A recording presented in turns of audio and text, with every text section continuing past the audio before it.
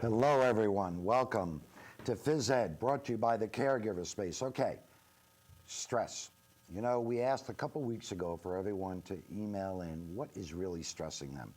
And I'm not talking about the fact that maybe you can't occasionally get some sleep or eat properly. We're talking about as caregivers for your loved ones, what's really stressing you. So we're going to cover the top 4 or 5 most responses that we got, number one. And number two, we want to talk about really what is stress? How can we deal with it? How can we get rid of it? Or can we get rid of it? The reality is that we cannot get rid of our stress unless we're going to change our environment. So as caregivers, unless you're going to be giving up caring for your loved one, which you're not, your stress is not going anywhere. But we can deal with it. And some people deal with stress in many ways. Either they smoke, they drink, they use drugs, they overeat, whatever. They get angry, they get frustrated. So how do we deal with that? Well, we know one thing, that exercise, okay, if done properly, is probably the number one thing that can combat anxiety, depression, and stress. And what we're going to do today is we're going to try to get you not necessarily moving exercise-wise, but how moving can affect your mood and your mood swings, and how your positive outlook on life can be so much better just by doing some simple things. So here are some of the responses that we got. I'd like to read them to you if I could, on what is really stressing us caregivers today. The number one was, who will take care of your loved one if something happens to you? The second one was lack of sleep, motivation, energy to keep pushing forward. The third one was the insensitivity of other family members to your needs or your appreciation. And then no respect from siblings and other family members. And how caregivers are not brought into the decision-making process with the loved one that you are caring, whether it is from a family member, power of attorney, and people of that ilk. So let's get back to, first of all, the benefits, some of the benefits from exercise that we can receive as a caregiver. And then we'll get to the first question on who will take care of that loved one that you're taking care of if it's not going to be you. Well, when we exercise, we all release chemicals in our body and what is called endorphins. Endorphins make us feel good. It's almost like a sedative or a painkiller, actually. And some people react very positive to those endorphins going in your body. So some of the things that you should be thinking about is, what will release those endorphins? Well, the best thing that you can do, of course, is to exercise 20 to 30 minutes a day with aerobic exercise. That's going to do the best. That's number one. But we can garden. We can do house cleaning. We can be moving. And anytime that you're in a bad mood and you want to swing that mood in a positive way, you could start moving, because the body and the brain are going to start releasing things saying, hey, you know what, Barbara? You know what, Bob? That's not so bad. That's what I do. I use exercise not just to look good and feel good, but when I'm stressed, because when I come back, it's almost as if I took a natural sedative, and you will sleep a lot better as well. Let's get to the first big response from everyone about what's causing us stress as caregivers right now. All right, so we have who will take care of your loved one if something happens to you. Well, the answer is someone will always step in, number one. Number two, it's you. And when I say it's you, this is something that people really need to understand, in that you have to focus on the positive things. You can't hold others to your standards. In other words, if you get disappointed with a loved one in your family, or a brother or a sister or another relative or a friend that's supposed to be taking care of that loved one, the reality of the situation is that they're truly not capable, or they would be doing it. And that makes you special. So that's the first thing, is that don't put your standards on others, because you're going to get gravely disappointed. You're the one in charge. You're the one who's doing this. And, you know, we all have our handicap. Their handicap is that they're either selfish, it's still a handicap, or their handicap is that they're not capable, even though outwardly they may show that they're capable of doing it. And maybe outwardly they should be giving you some praise, and you're not getting. The reality is they're not capable. So you need to focus and refocus all your attention on you, because you're the one, excuse me, that is in control of the situation. And you're the one who's going to keep yourself positive. Because if you go down, then you know the next person who perhaps might be able to take care of that person isn't as capable, because they would be doing it. And that's very important, and you should praise yourself for that. The second thing that we want to go over right now, the second most asked question, is lack of sleep, motivation, energy, Edward, to keep pushing forward. You know, everyone needs a break. And sometimes if you feel that you're not getting sleep, okay, there are so many things that you can do today. For instance, I know for a fact that you can hire people, okay, to get some rest. The state pays for this in a lot of states. The insurance covers this. I think they call it respite service, where you can have someone come in for a couple hours a day or a couple days a week and have that person actually watch your loved one sleep, so that you may be doing some things with that time. And if it's not going to be sleep, of course, maybe you want to be moving, maybe you want to be exercising. The key here is that when you have a stressor trigger something, your immediate reaction should be, I got to move, I got to do something, I got to put myself in a different environment for a short period of time so that I stay positive and doing what I do. Also, try to sleep, of course, when your loved one is sleeping. Eat properly. Your nutrition is critical to having energy. If you're skipping meals, you're going to overeat, you're going to feel sluggish, you're going to feel tired, and of course, you have to be moving. So you do have lots of options. You want to look into them. All right, the third category of what's causing us stress today as a caregiver is the insensitivity of the family member, of loved one that you're taking care of. When I say that insensitivity, I mean really, it's like you call someone, they don't call, they're in the next neighborhood or in their next town over. You can't understand, why are they not helping me with mom? Why are they not helping me with dad? The reason is that what I said before, they're not capable. That's their handicap, is that they're not capable. So instead of being frustrated and focused on that no one helping you, you need to take charge of your mind and of your control and of your stress and say, you know what? Excuse me, let me get some water. I'm the one that's going to be in charge of my destiny here, Edward. I'm the one that's going to be able to do what I need to do. Written task. These are important. I'm not crying on this subject, although I could be. I have something caught in my throat, so I apologize. No respect from siblings and other family members.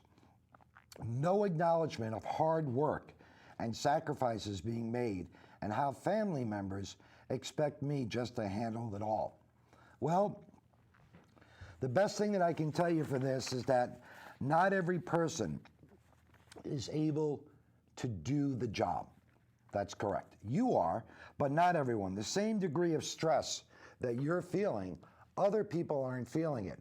So I think the best thing that you can do is, if you're not getting the respect from other siblings, is keep a diary. Sometimes by keeping a diary, not only does it make you feel better, but also you can share that diary with other family members. Keep a day-to-day job and task list, what you're doing for your loved one. Get up at 8. Getting them to the bathroom, feeding them, clothing them, taking them out for a walk. Sometimes the people that are involved close to you, it's not that they're taking advantage of you. They don't know, perhaps, that you are doing all the things that you need to be doing. And by keeping that diary and that list, then you can give it to them. I know that if sometimes I want to write a letter or speak to someone, if that person is uncomfortable in speaking to me, I will sit down and write a letter, a good old-fashioned letter. Because when you have it actually in your hand, see, when you're on the phone, people can escape that. But when you get a letter and they actually see daily what you're doing, and your other family members are seeing all the effort and the sacrifices and the energy that you're putting in, maybe they didn't know. Maybe they didn't realize, or maybe they weren't even aware of the fact that how many hours a day that it's taking for you, taking time out of your day to take care of your mom or your dad. And don't forget, your life is better right now. So a lot of times, you're going to feel that, You've lost your identity.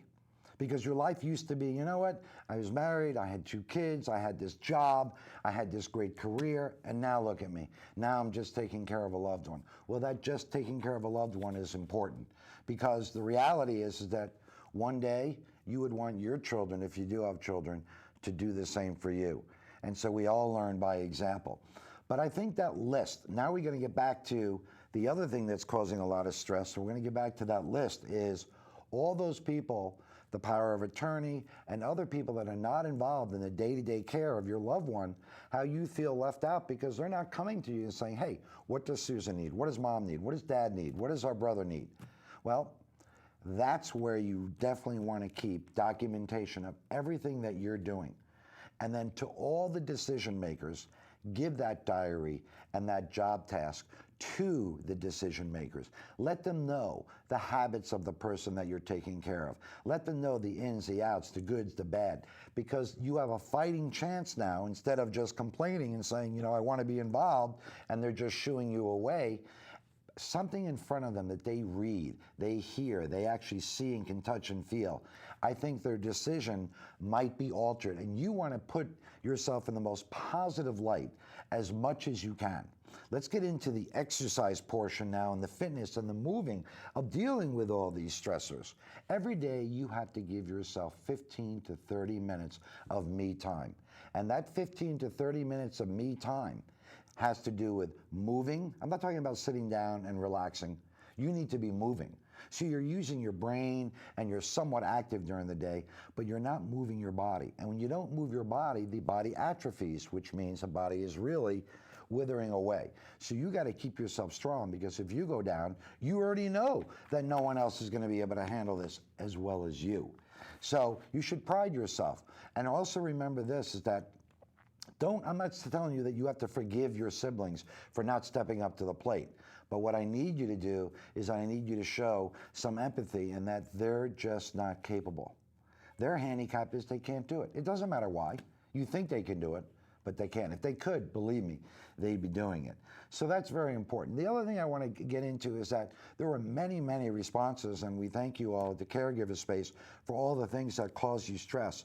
But the most common theme that I saw was the fact of your energy being down, and that when you get depressed a little bit, and we all do from time to time, I know when I get depressed, you know what I do? I go garden.